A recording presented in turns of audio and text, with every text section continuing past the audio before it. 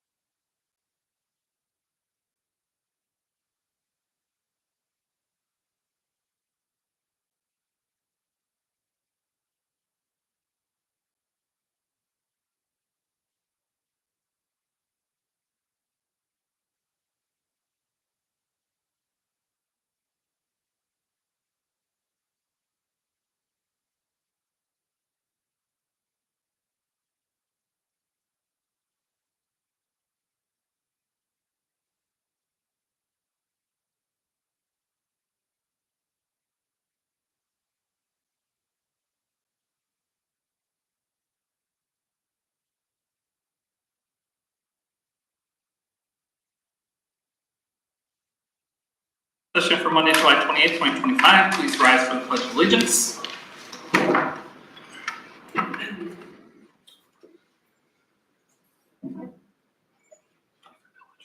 I pledge allegiance to the flag of the United States of America and to the republic for which it stands, one nation, under God, indivisible, with liberty and justice for all.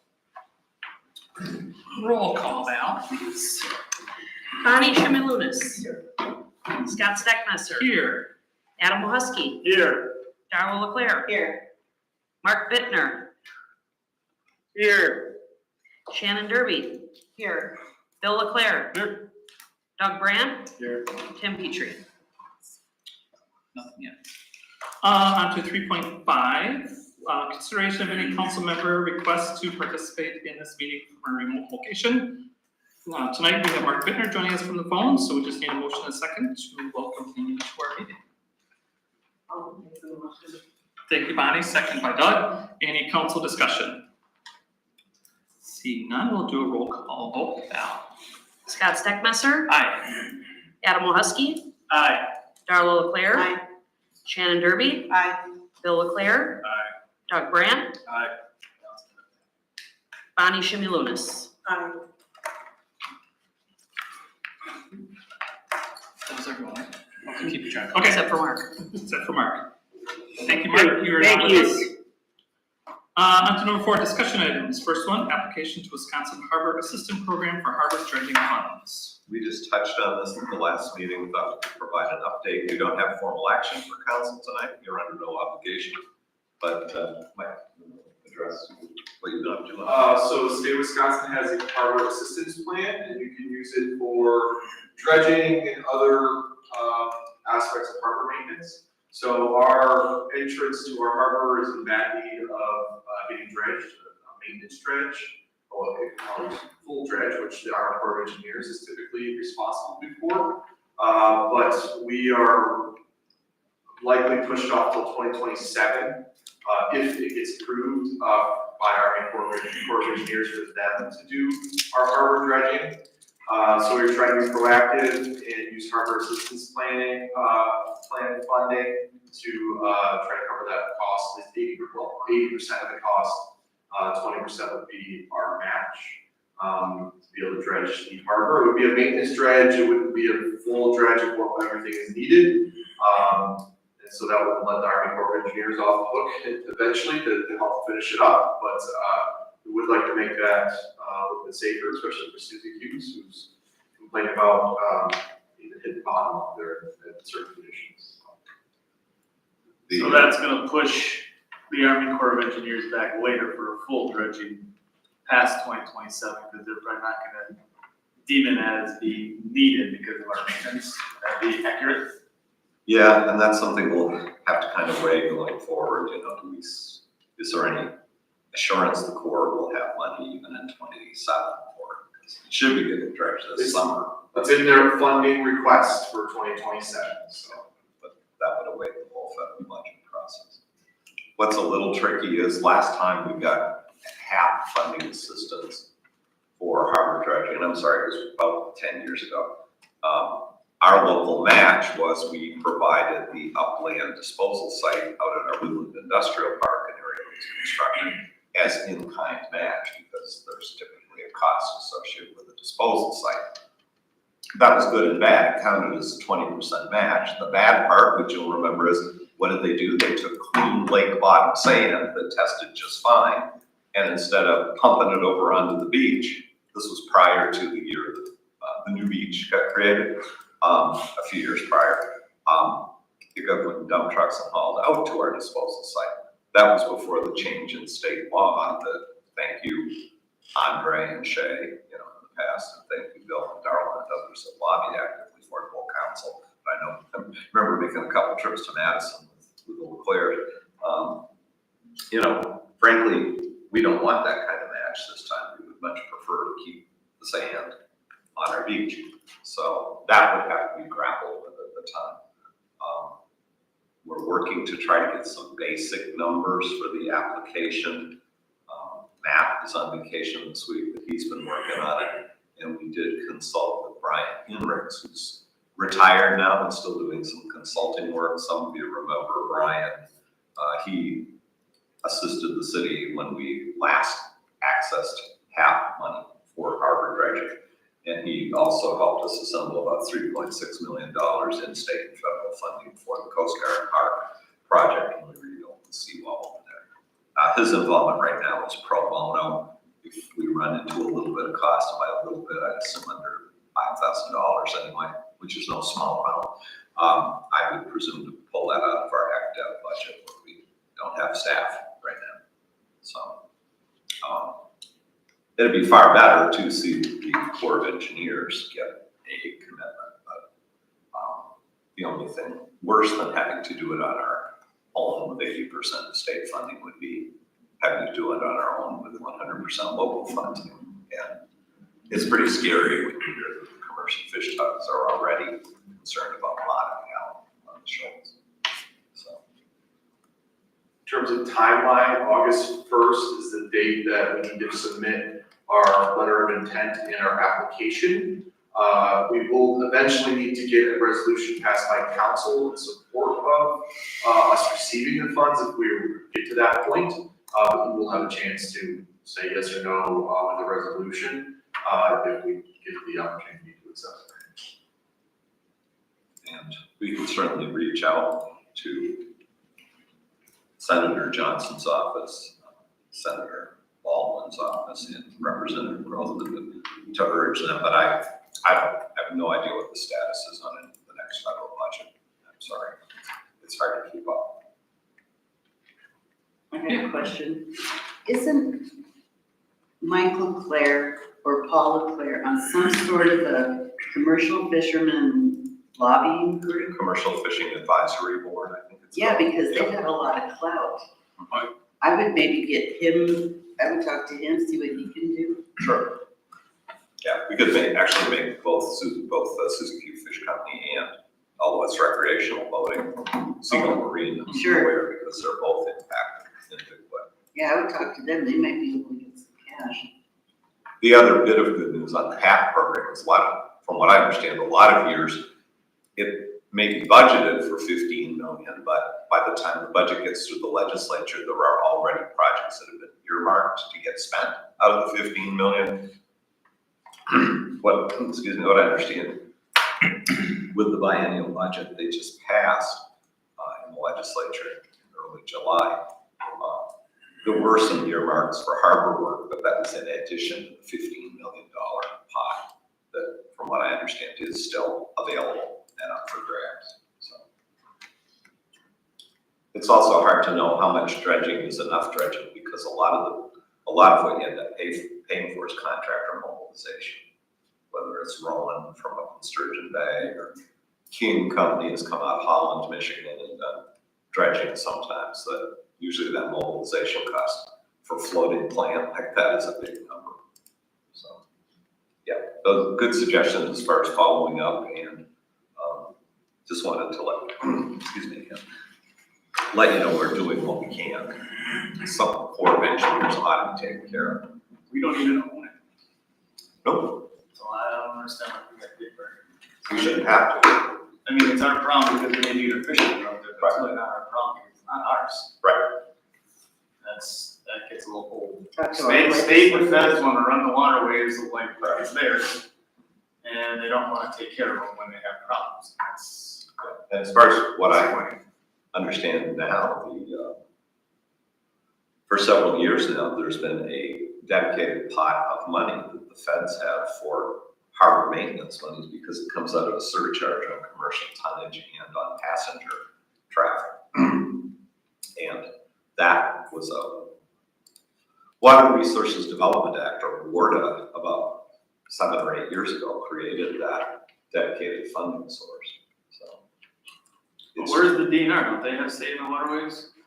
They have regulatory say, they don't have any money for dredging anyway. Again, it's, For everything else. yeah, it's a designated federal channel, it has been since it was created. Feds have always dredged it, so. We can ask for an update too from the Corps of Engineers Chicago office that we deal with.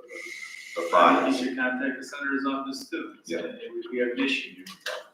but This is your waterway, this is federally yours." this Last is, update from Army Corps came early last week or the end of the week before when I asked for their bathymetry data, so, and it was the same the week, so within a week and a half, we've had an update from the Corps, it was the same old, that it's not happening in 26, it supposedly would happen in 27. But there's no guarantee of even having 27. That is So they are gonna come, they are gonna come earlier than the other. It would be still coming earlier than the full, yes, in 2027, it'd still be earlier. Yeah. Than what they would have Because planned. at this time, if we tried to get it going, it's probably gonna take a year anyway, before it gets in there. Once, I know, you know, what the timeline are for the contractors, you know, pretty limited on what we can get for that. and this permitting, you've got to do sediment sampling. And you gotta clear with the DNR, that takes 7 months, 8 months right there. So, I agree entirely, it should be a federal responsibility. I believe it's a dedicated pot of money at the federal level, but they're offering, at least the Corps is offering us no assurance right now, so the thought is pursue this parallel path, hopefully there comes a point where the city can yield right of way to the feds doing it. Well, they're gonna, you know, I don't know, if you can advise people, it's not just Suzy Q, it's when there's wind blowing in, and you get the swell, and where it gets shallow, the waves get higher, and we've had accidents in the past. And hopefully, you know, we haven't had one in a long time, but, you know, somebody died at Canesburg that time, dying at the end of the pier because of the waves were so big. And if you have a problem now, the Coast Guard's a whole lot farther away. You know, you don't have the Coast Guard like we used to, too. Right. So. That's information at this point, again, not binding the city, but where we're at. Anything else on that issue? No. Next up, Mr. President, just a reminder, I think council's got that pretty well covered, probably other than will it be you or Adam will be covering as council president or vice president of that meeting. See if he looks up and says. Do you want to do that one or should I do that one? What date is it? It's Saturday the 16th. I have to check. Otherwise I can do it. If you're open, go for Yeah, it. I'll do it. Okay, I know we're going to the Dells, I don't know what weekend. gotcha. A Saturday in August, a date that sounded really nifty when it was sat back in. Right? Yeah. Right. So, We just don't have a place.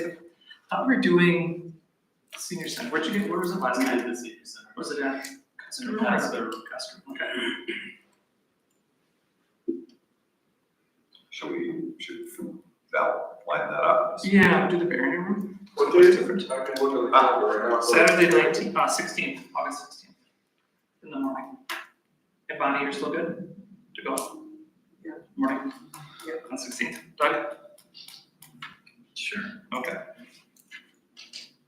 Sorry, one more time, what time? 9 to 11. So this is currently available. Okay.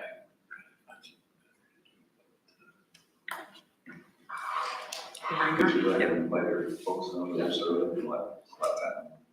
Yes, please. Okay. Very good.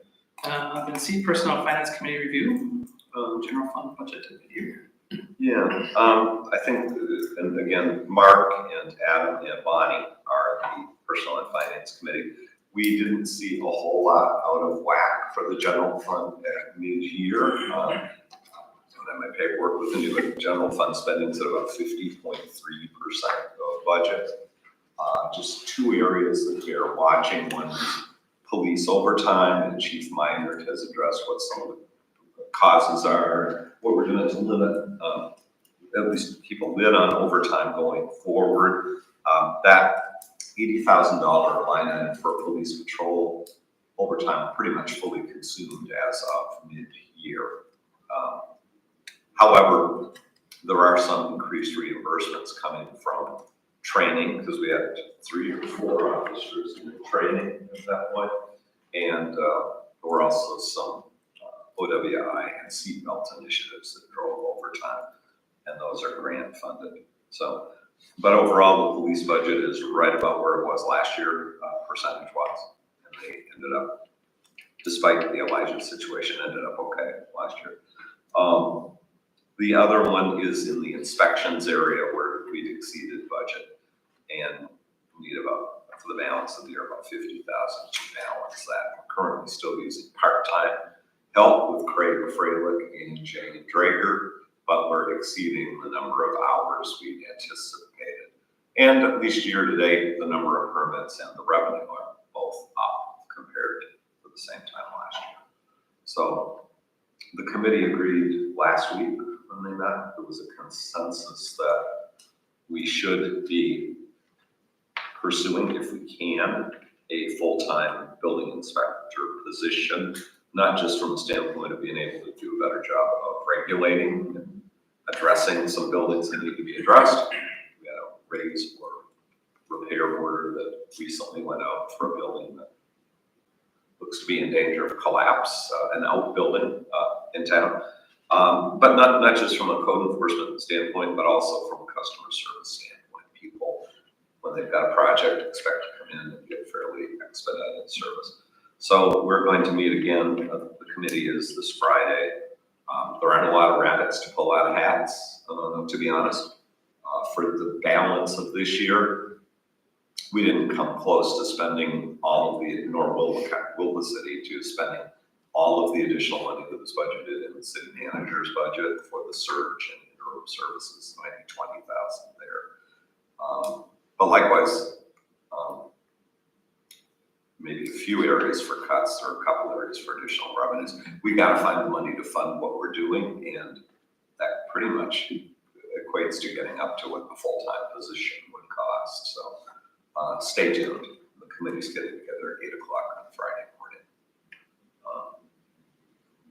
Craig Freilich is for about 2 years now been our part-time inspector, but the number of hours are, averaging about 60 per 2-week period, so about 75% of full-time. I haven't had a lot of discussion, had some dialogue with one of the town board members about whether the town of Two Rivers might be interested in sharing a portion of a position.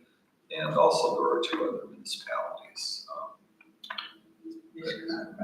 Well, no, but the Craig currently serves Valders and, Valders and Whitelaw. So I'm going to try to at least follow up with them this week. He works for them on an hourly basis. I think if we make a commitment to a full-time position, I would really want an arrangement where any other municipality sharing it. I'm not going to be here to dictate this, but would agree to pick up a percentage of the position. So it isn't, well, oops, our municipality didn't have any permits. Well, guess what? We've still got a full-time position. So we'll see what we can do. That's about all I have on that one right now. Any questions? You said Craig is at 30 hours typically? He's running about 30. And Jane is still? Jane is still, and we could reduce the extent we use Jane. Now, Craig doesn't have his commercial certification yet, but Jane has said she's willing to step back hours, but would be available still for us. How many hours does she usually? Looks to be about 20 every 2 weeks. Oh, okay. When will be completed with the study, Greg, for that? He showed me the required resources that he needs to be familiar with the other day, and it's pretty formidable. I guess I would say, I'm not expert on this, but sometime within a 12-month period, perhaps, but there's a lot of stuff out there for commercial. And I hear real mixed vibes on some of the contract services that are out there.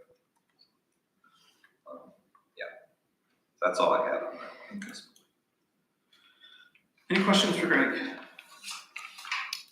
Otherwise, on to number 5, action items. Matter of change to purchase a parking lot property southwest quarter of Adams and 18th Streets. And I do have a couple of discussion items here, and then ultimately the request for authorization to proceed.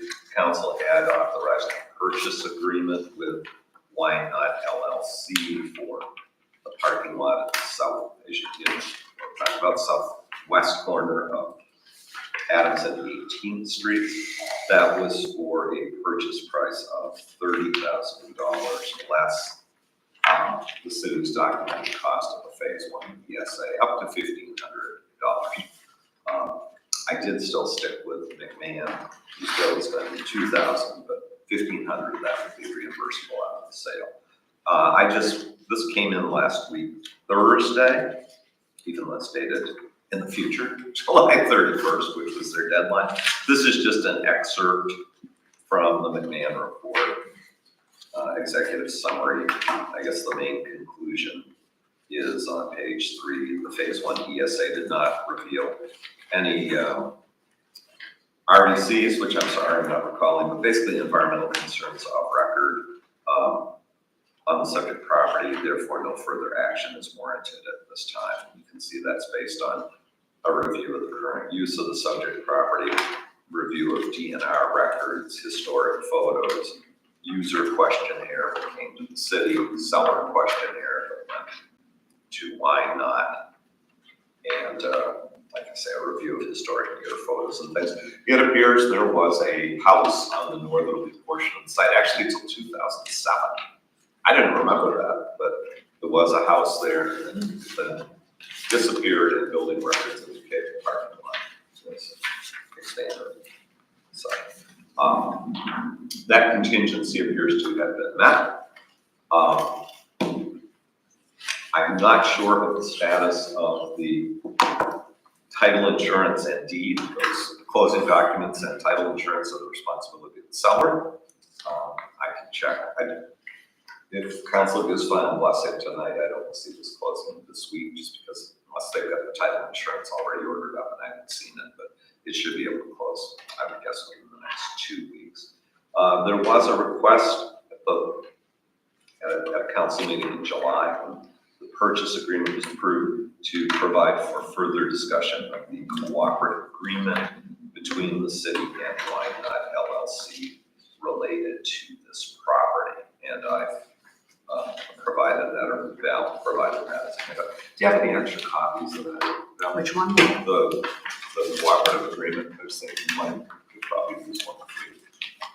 Have any questions? Yeah. Basically, this was entered into as shown in October of 2022.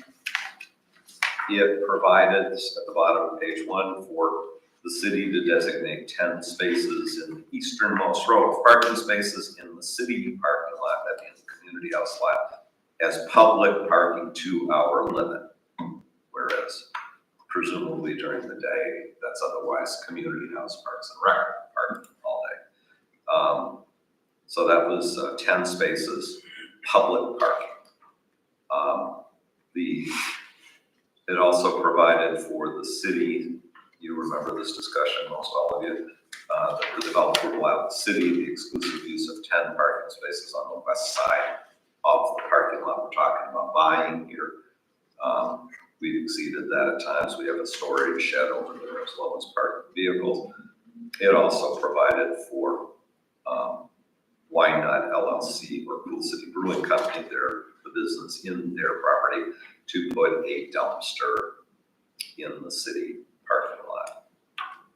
Term of the agreement, there was no dollars changing hands for this agreement. The agreement was intended to be in place for a period of 5 years or until October of 2027. So you got a little over 2 years left in the 5-year term. It does provide that either party can terminate the agreement after first providing a minimum 365 days notice. There's other, let's say, fairly standard language in there. This one is up to council. I mean, clearly, the city, if things move forward, will have purchased the lot that we gained the right to use 10 spaces in. On the other hand, it's a pretty limited package of benefits that Why Not enjoys under this as well. 10 parking spaces, not exclusively for their use, but for public use. It could include Why Not or other customers for other users, and then that space for a dumpster. Mike, I don't remember, I don't pay enough attention. Is that It's next to the city dumpster and they're not close to It is right next to it. the center. Takes up a lot of parking space. I would tend to think this could be left alone to run its term, but again, it was asked that this be brought to council. Isn't there a dumpster up right to the north of the community house entranceway? On the north side, it seemed to me, I remember when we had Brian Lee, that all you had to do was just walk over to community house and there was a dumpster there. It wasn't in the parking lot. It was probably the alleyway because the event was required to have it. Oh, so that was just that wasn't someplace where you that one. We actually don't tell chief, or either chief, but I probably shouldn't be putting them there, they're all emergency access. Mostly for, if we ever need run generators in there in the storm knowledge. Okay. But it's on that alleyway between Cool City and us, yes, that's where we put up for special events, Okay. The regular community house dumpsters. is in the park.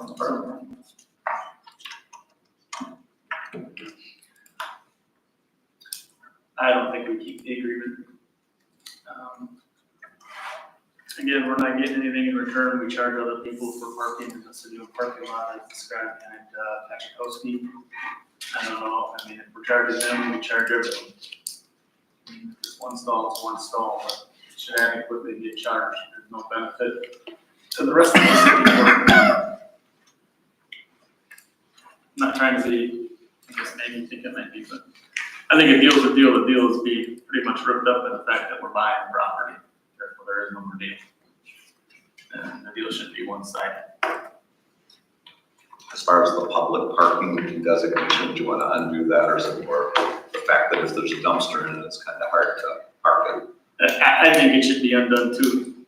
I'm not gonna get support for that, but I do think it should be undone too. I mean, we claim we have more numbers in the senior center, we took more parking away from them. And we expect them then to park on the road or someplace else to walk into the building. If somebody else is occupied. Right, if somebody else is out, but they may not park there because it says two-hour parking. Most senior citizens are pretty law-abiding. And even if no one's gonna ticket them, they're still not gonna do it because that's the rule. Kind of just like speeding. Some people speed. Unless there's not another spot available. If there's a senior citizen who's going to the community house and there's a senior citizen spot available, they'll use it. But if there's not anything available, and those 10 spots are open, they'll think that they're available for purchase too for senior citizens. I don't think it's such a big deal. I think it's a nice addition to have something as an option for somebody in the community. I don't think they'll be specifically customers of the restaurant. They could be coming to other events too. Well, it opens up after The only 4:30. thing that, and wing fishing. I think the only thing of the value that would be retained would be their dumpster in that lot. There is some sort of value to that, but the value of calling it parking one way or the other doesn't really have a reason to change. If we were to take out the parking signs, just senior citizens that, or just people that go to the senior center can use them during the day, community house use. That's what the signs would say. I mean, it's after 4:30 according to the agreement and what we have, after 4:30 and Saturday and Sunday, it's open to anyone, the whole parking lot is. So it just protects the seniors, while the senior center is open. I think the majority of Cool City's business happens between the hours of noon and 4:30 anyway. So I would say, open it up. Especially during the week, sorry. Right, that's fine. I would say open it up so that they can park there and be closer to trying to get into the door. Because I mean, the reports we get is the senior center has better numbers every time we're at ARP, they have more numbers than they ever have. And I mean, if we have more members of the senior center, we shrunk their parking lot, and they're not gonna park there because it says 2 hours. I know seniors. I know many of them, people that have belongings, they're not gonna park there. That's the rule. Yeah, I could see removing the signs. Get rid, charging for the dumpster, get rid of the signs. Are they Let senior supposed citizens park there, but, to, go ahead. were they supposed to put up screening for the dumpster too? Was there something about Is that? that in there? I don't remember. That wasn't in there. Sorry, that might have been something, a different thing. No, I don't remember remember. talking about it. I thought we Screen, did. we have a dumpster in there too. We don't screen. Okay. We don't screen it. Okay, There doesn't appear to be any language there. right, I didn't see any, but I thought we had talked about it another time. I mean, as a practical, I'm not, he's at, because there's a practical matter, I don't know to what extent the city polices that part of the restriction, but to your point, no, I fully expect most citizens and most senior citizens would respect that 2-hour limit. Oh, yeah, I think so. If, and policing is, would be myself and Jared, if we're the ones that are there all the time, we would see it and say something.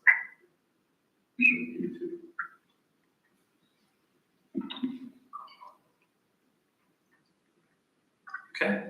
That's fine. Anyone else? Thoughts? Comments? Well, could you, out in the front it says police parking until a certain time. So could you say senior citizen, or not so much senior citizen, but I mean senior, parking for the senior center until such a time? You know what I mean, like 4:30 or after, it doesn't matter. Because if you have activities there in the evening, I mean, like in the senior center, people are gonna park there anyway, they're not all senior citizens. Right. I just a thought. You're talking about the street, the lot across the street, the one we're getting purchasing? No, I'm talking about right by the Costco. Oh, Those, I mean, Those 10. yeah, those 10. okay. Oh, yeah.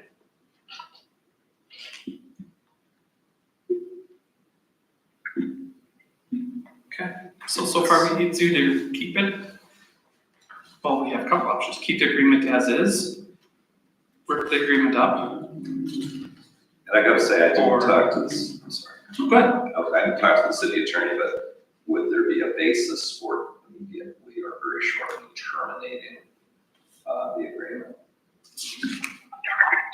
Is it a default, or would it be prudent Right, to give the that's- 1-year notice, that is otherwise available to both parties? I think that's what I asked him at the last meeting, and he said it would be default, because you're no longer, they no longer have anything to give. Let's side It's of gone. consideration. Sean, was that you at the last meeting? Is that you tonight? It's Andrew tonight, but, yeah. I just wondered if you could repeat the question, there at the end. I think I caught most of it, but could you just repeat it? Sure. While you guys do that, I would send, Andrew a copy of the agreement. Okay. So we were wondering if, since with this agreement, and Greg's gonna send you a copy of it, if this would be considered default of the contract, because the city isn't getting anything anymore. We're just providing 10 parking spaces. Whereas the original deal said we'll get 10 parking spaces, and they'll let us use part of their parking lot. I can phrase that right. Yeah, and now they want us to buy that parking lot. Council has agreed to buy that parking lot in which the city was getting their 10 spaces. Therefore, we're giving something and they can't provide what they're supposed to be providing within this agreement anymore because we are buying it. All right, if you buy it, I think the contract at that point is moot. Yeah, that's what your partner said last meeting as well. Yeah. So if you wanted to, I think you're probably right. If they're not providing you with anything, then they've violated the contract, and you can either rip it up, rework it, approach them with that point and say, we're going to do something about this unless you do X, Y, Z. You've got several options with that. Yeah, you can't really keep the contract as is because it's not really performing, even if we wanted to. Because the contract states that they have to give us 10 parking spots, in a lot that they don't own to give us 10 parking spots in. Here's the part that I am so confused on. If we buy it, it's ours, why are we dealing with them? Right, I don't think we, and I'm not trying to be against them because I go there and I like the people, but the agreement is what the agreement is, and whether you like someone or not. So I believe we've established there's no contract, right? So now we have two actions. What do we want to do with the parking and what do we want to do with their dumpster? Those are two questions. The contract's not valid. I think that's what Greg was asking the attorney. Correct. Yeah, we just wanted to verify that. Yeah. Okay. That's correct. The contract would be moved. It would no longer be enforceable because it's not, they no longer own the property. Is there any language in there that says upon the sale of this property, everything's, over with, we don't have to abide by any contract? And I know what you're saying, that it's, they're gonna be, yeah. I don't know, we own it. He says no, so. That agreement is just winging its way your way, Andrew. Very good. Yep. No, it's more of, it's more that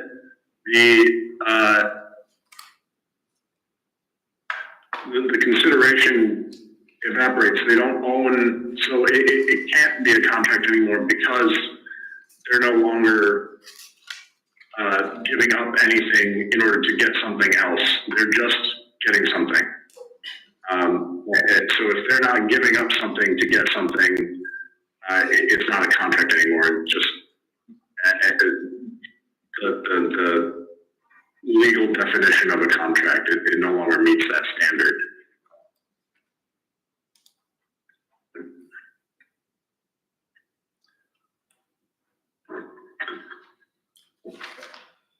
But I would move to rip it up, like honestly, just be done with it. And if they wanna work out a deal for that parking spot for their dumpster, I would do it the same way the city works its other parking lot with the tenants downtown. I don't know if we have downtown renter currently, but the Or whatever other language example is. would be the Aurora TR Clinic. I'm trying to remember. Yeah, they know where those, person citing citizen In that neighborhood. Not something we need to have to talk off topic of that. I had this listed as a discussion item, so I don't know if we want to bring that back for a formal action or council direction tonight. Andrew, is that significant? It's actually under the heading of action items, so I guess I did put discussion regarding current cooperative agreement, so I don't know if the council's precluded from acting.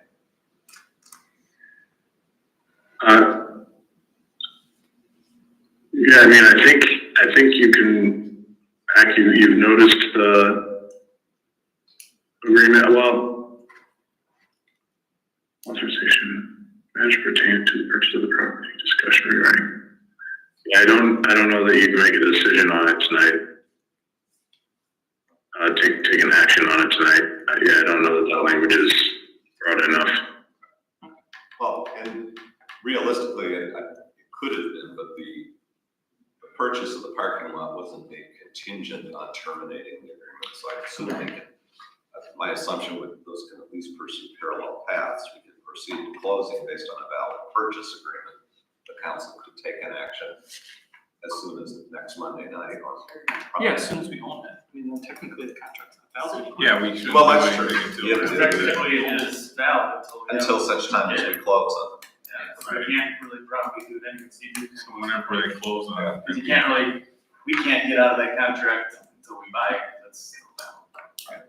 So what are our choices? Keep it as is, rip it up, or you said there was Another one is, I think that's too many options, which I don't think we can keep it because it's not valid anymore. So I think we just have to rip it up. But then do we keep the current parking set, public parking signs there? Or take those signs down? That's what I said. and let Well, senior and the citizens- dumpster, Scott, so we only take the consequences of the previous contract. That's what we have to address. There's no contract anymore, though. Correct. So we have to address the two consequences, parking and the dumpster, Correct. right? That's all. The parking, the council could on, because that's not an exclusive right, you could either terminate the contract and leave it as is, or modify it. It does seem like Yeah. the dumpster is a private use of public property. Yeah, the parking doesn't bother me, it's the dumpster, and where do they move lately, or is it convenient to the restaurant, is the dumpster city there? I don't know what to do with the dumpster. Well, at some point, we can let them know that we want them to either pay for the spot or move the dumpster and let them decide what they want to do with it. Sure. Maybe they'll put it over by Yeah. the post Right. office and walk really far. They don't have one over there, right? So maybe they'll walk it over there, I don't know. I'm completely good with whatever we have in language that chief might be looking up. Again, this is Monday, but whatever language he's looking up that we charge other people, which I thought what Greg Brown off the top of his head was maybe $200 a year. Yeah. I thought that's what I recall. I you think saying. that's what the chief said.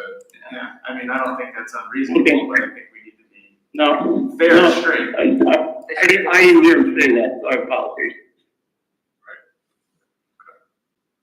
Whatever the going rate is. Yeah. That's what he said. Okay, We will place okay. this matter on next Monday's agenda for August 4th. And even then, they'll probably be prospectively the direction of what's going to be done when there's no longer consideration. Because I don't see this closing this week. Yeah, we'd have to, it'll take effect. Upon closing out. The next minute. 10 seconds after. 5 business days. 10 seconds after. Gone. Mike's out there ready to take the signs down instantly. So we believe it, yes, sir, whatever we need to do. Let's screw that up.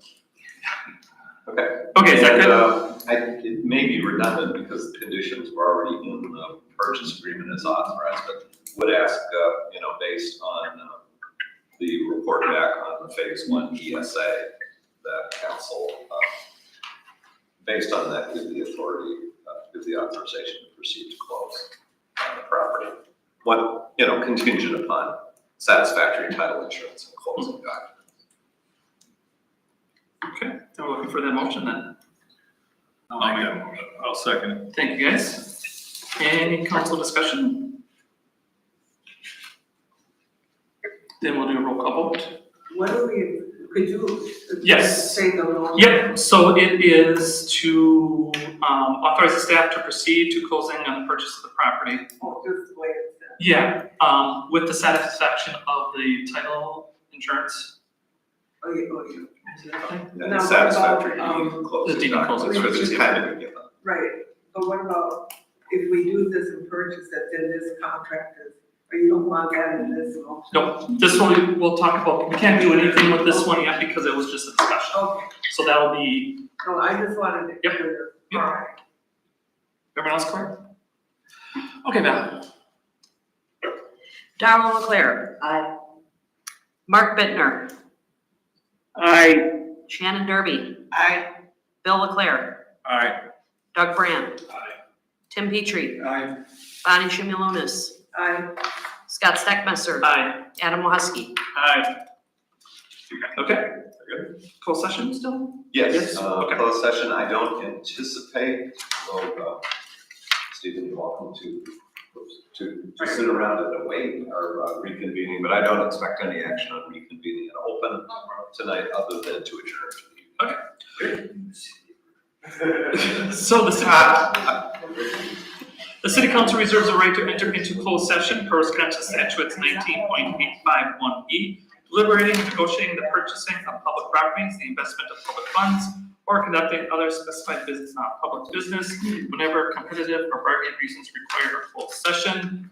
Tonight, discuss matters pertaining to possible property purchase. As Greg said, there probably won't be any action coming out. I'll make a motion to go into closed session. Last time it was called development, and I didn't. Looking for a motion to go into closed session. I just made one. Thank you. Do I have a second? second it. Thank you. Any council discussion? Then we'll do a roll call vote. Mark Bittner, Aye. Shannon Derby, Aye. Bill Leclerc, Aye. Doug Brandt, Aye.